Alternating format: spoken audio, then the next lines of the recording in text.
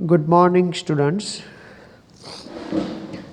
पिछले वीडियो में हम लोगों ने उदाहरण 6.7 और उदाहरण 6.8 देखा था। उसके बाद हम लोग आगे देख रहे हैं। टॉपिक चल रहा है 6.4, उसका हम लोग देख रहे हैं तीसरा सब टॉपिक, और उस टॉपिक का नाम है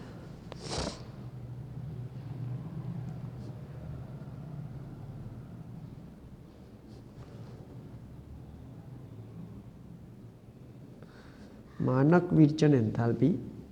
विरचन मतलब कि बनावट को इंग्लिश में कहते हैं फॉर्मेशन, इसलिए ये है मानक एंथैल्पी।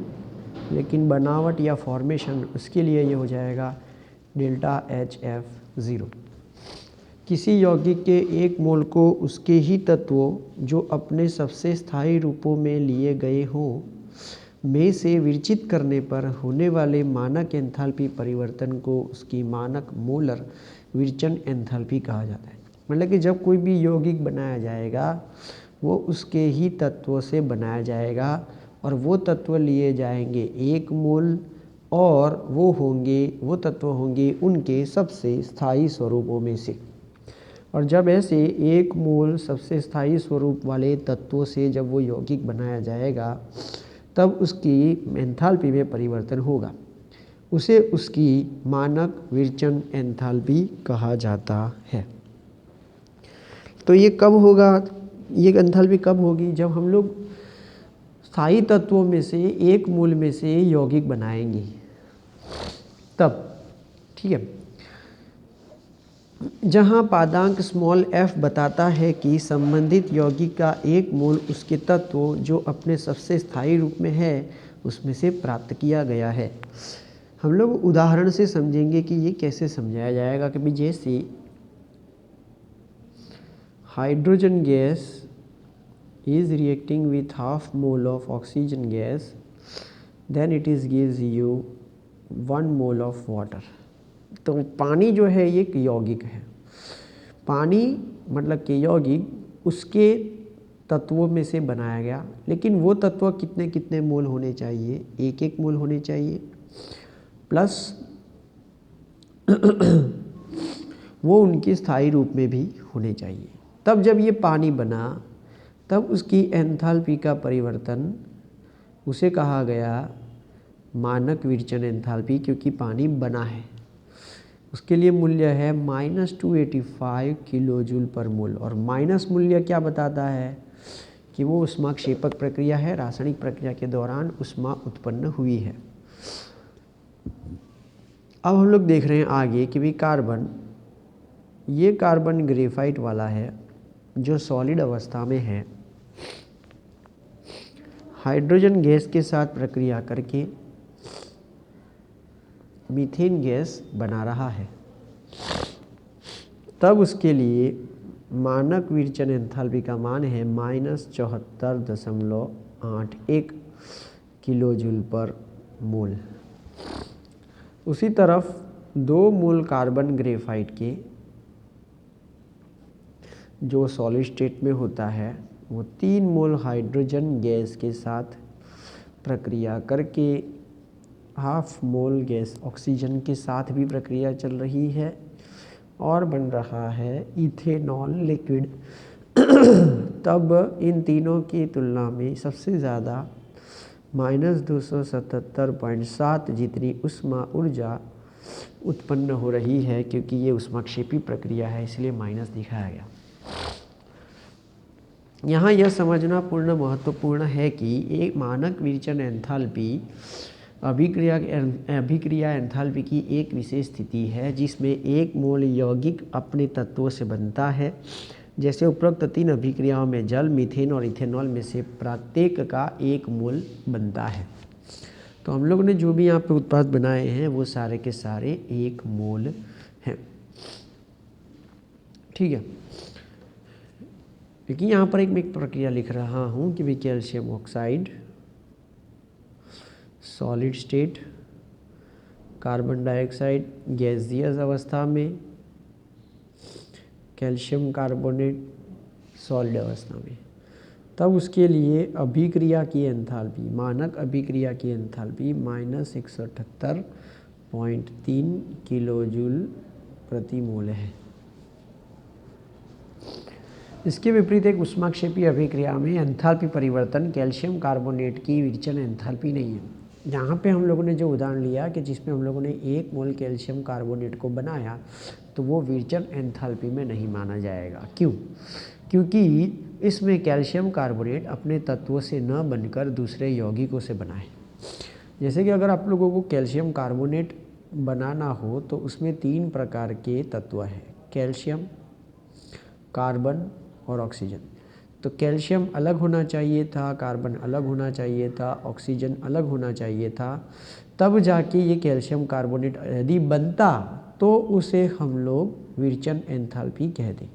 क्योंकि यहाँ पर 1 मोल यौगिक वो उनके तत्वों से बनता है तो वो होता, परंतु क्या हो रहा है कि वो उनके तत्वों से न बनकर कैल्शियम ऑक्साइड नामक यौगिक और कार्बन डाइऑक्साइड नामक यौगिक से बन रहा है।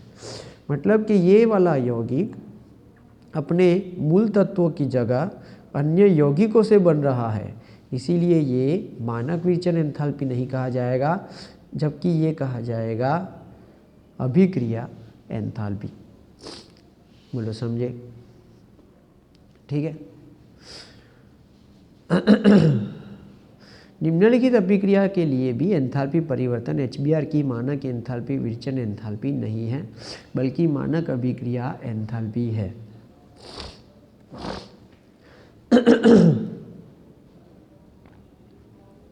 यहाँ पर उत्पाद के 1 मोल की अपेक्षा 2 मोल मिलते हैं।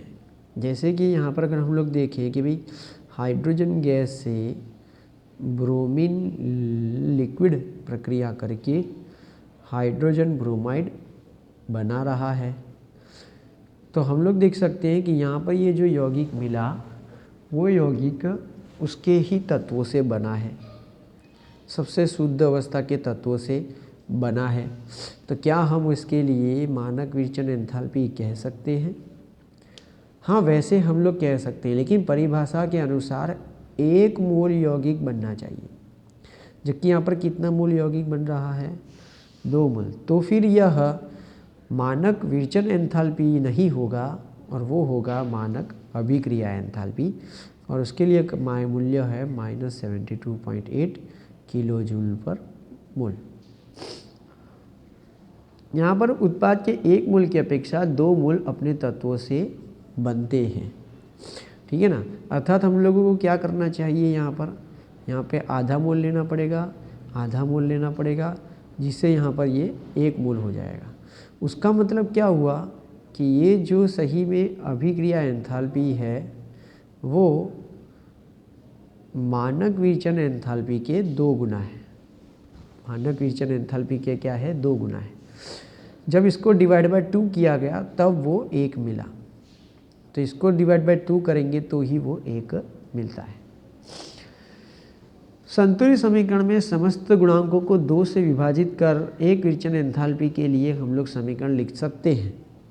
यदि हम लोगों ने जो है हाफ कर दिया, ये 1 मोल हो गया। अब परिभाषा के अनुसार ये मानक विरचन एंथैल्पी कहा जाएगा। तो इसके लिए हम लोग अभिक्रिया एंथैल्पी न लिखकर क्या लिख सकते हैं? मानक एंथैल्पी, जो क्या हो जाएगी? डिवाइड बाय 2, अर्थात -36.4 किलोजूल पर मोल। बोलो समझ में आया? ठीक है। तो यहाँ पर परिभाषा जो है वो सिद्ध होनी चाहिए कि अगर कोई भी यौगिक बनता है वो उसके जो 1 मोल बनेगा, तो जो भी यौगिक मिलेगा वो 1 मोल होगा, और वो अपने ही तत्वों से मिलेगा। दूसरा, वो अपने तत्वों के स्थायी रूपों में से ही प्राप्त होगा। ठीक है ना? तब उसके लिए जो एंथैल्पी परिवर्तन होगा उसे हम लोग मानक मोलर विरचन एंथैल्पी कहते हैं। चलो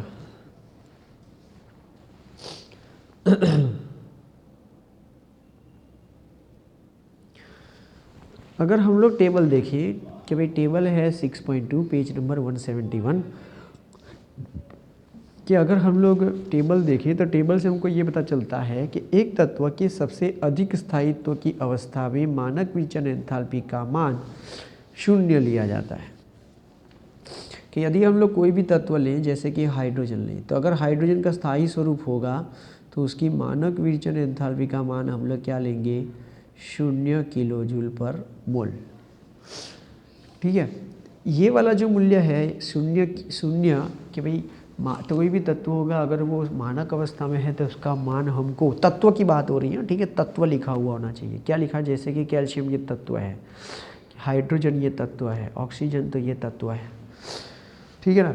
अगर वो शुद्ध अवस्था में हुआ तो कभी कभी ऐसा भी होता है कि भाई हाइड्रोजन अणु, ऑक्सीजन अणु, ठीक है ना, वो भी मानक अवस्था में लिए जाते हैं, इसीलिए वो भी क्या हो जाएंगे, उनका मूल्य भी उनका भी मानक विरचन एंथैल्पी का मूल्य क्या हो जाएगा, 0।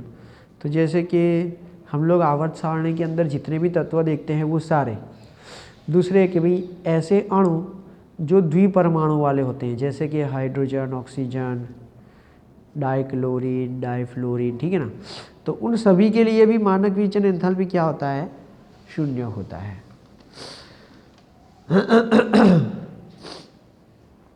चलो, मान लीजिए कि आप एक केमिकल इंजीनियर हैं और जानना चाहते हैं कि यदि सारे पदार्थ अपनी मानक अवस्था में हो तो कैल्शियम कार्बोनेट को चूना एवं कार्बन डाइऑक्साइड में विघटित करने के लिए कितनी ऊष्मा चाहिए। कि अगर कैल्शियम कार्बोनेट है, ठीक है, ठोस अवस्था में, उसको विघटित करते हैं, calcium oxide plus carbon dioxide मिल रहा है, तो उसके लिए अभिक्रिया, मानक अभिक्रिया एंथैल्पी क्या होगी। तो हम लोग यहाँ पर क्या करेंगे कि भाई एक सूत्र का इस्तेमाल करेंगे और वो सूत्र क्या होगा कि भाई मानक अभिक्रिया enthalpy equals to sigma. Sigma का मतलब क्या है, टोटल।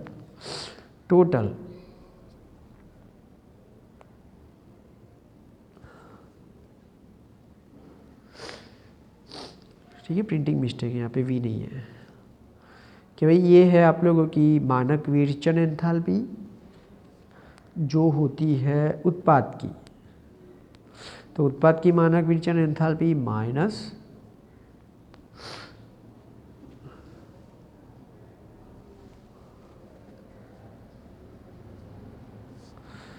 अभिकर्मकों की मानक एंथैल्पी,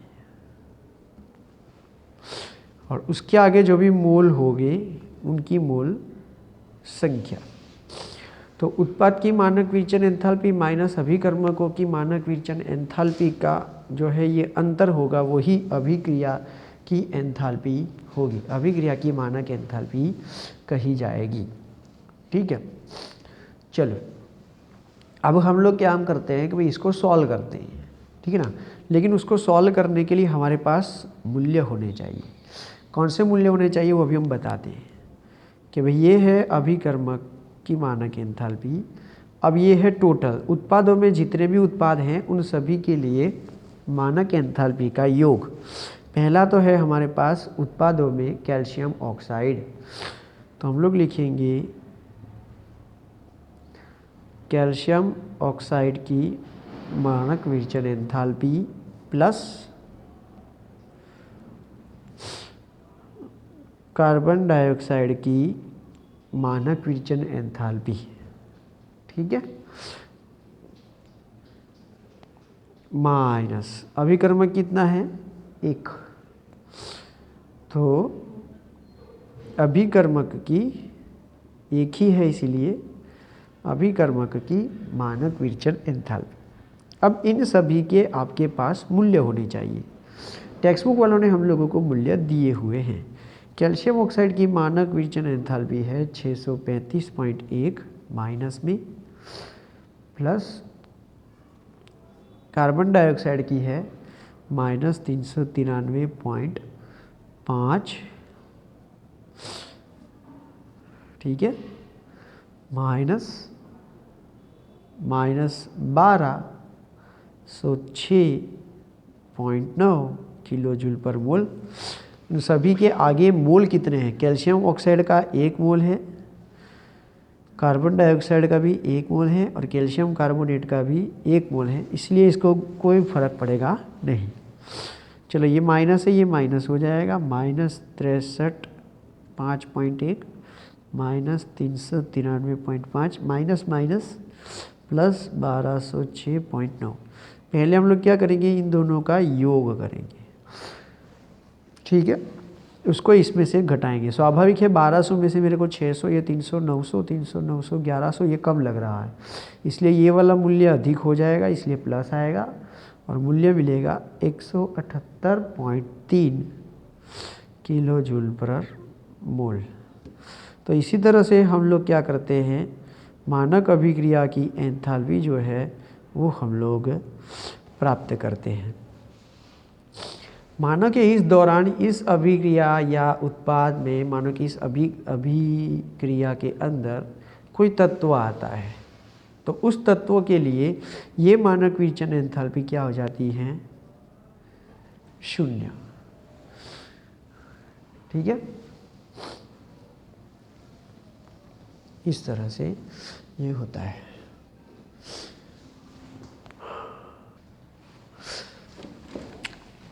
ठीक है, तो हम लोगों ने यहाँ पर मानक विचलन एंथैल्पी क्या है उसके बारे में पूरा अभ्यास किया। किसे हम लोग अभिक्रिया एंथैल्पी कहेंगे और किसे मानक एंथैल्पी कहेंगे, उनके मध्य अंतर भी हम लोगों ने देखा। ठीक है, और यहाँ पर हम लोगों ने ये भी देखा कि शुद्ध अवस्था में रहे हुए जो भी तत्व होंगे उनके लिए मानक एंथैल्पी का मूल्य 0 हो जाता है। किसी भी अभिक्रिया के लिए अभिक्रिया एंथैल्पी ज्ञात करनी हो तो सभी उत्पाद और सभी अभिकर्मकों की मानक एंथैल्पी के अंतर से हम लोग अभिक्रिया की एंथैल्पी प्राप्त कर सकते हैं। मैं यहाँ पे जो बोल रहा हूँ वो 2 शब्द बोल रहा हूँ, वो दोनों शब्दों को आपको वाक्य रचना में पहचानना है। मैं बोल रहा हूँ कि भाई मानक विचलन एंथैल्पी और दूसरा मैं बोल रहा हूँ कि मानक अभिक्रिया एंथैल्पी। ठीक है, चलो नेक्स्ट हम लोग टॉपिक देख रहे हैं ऊष्म रासायनिक समीकरण।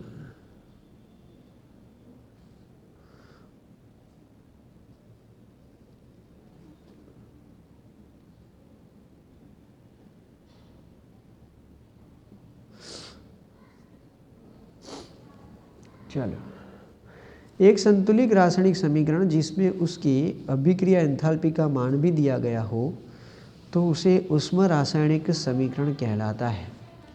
जैसे कि यहाँ पे एक उदाहरण दिया गया है, एक रासायनिक अभिक्रिया है, इथेनॉल 3 मोल ऑक्सीजन गैस के साथ प्रक्रिया करके जल रही है, उसका दहन हो रहा है, तब वो हवा में कार्बन डाइऑक्साइड मुक्त कर रहा है, पानी भी बना रहा है और उसके लिए अभिक्रिया एंथैल्पी दी गई है -1367 किलो जूल पर मोल।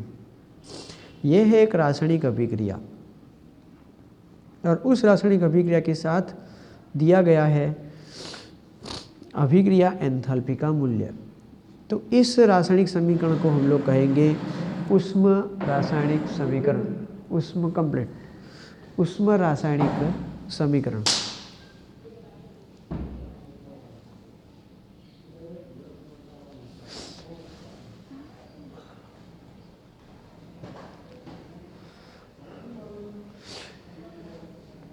ये रासायनिक समीकरण निश्चित ताप एवं दाब पर द्रव इथेनॉल का दहन दर्शाता है। एंथैल्पी परिवर्तन का ऋणात्मक चिन्ह बताता है कि ये ऊष्माक्षेपी प्रक्रिया है। ऊष्मा रासायनिक समीकरणों के संदर्भ में निम्नलिखित परिपाटियों को याद रखना आवश्यक है। पहला, संतुलित रासायनिक समीकरण में गुणांक अभिक्रियकों एवं उत्पादों के मोलों को निर्देशित करते हैं। ठीक है ना, तो उसके जो आगे गुणांक है, जैसे कि यहाँ पे कुछ नहीं है तो 1 लिखेंगे, यहाँ पे 3 है, यहाँ पे 2 है, यहाँ पे 3 है, तो वो उनके क्या हैं, मोल हैं। दूसरा, मानक अभिक्रिया एंथैल्पी का गणितीय मान समीकरण द्वारा पदार्थों के मोल की संख्या के संदर्भ में होता है। मानक एंथैल्पी परिवर्तन की इकाई किलो जूल पर मोल होती है।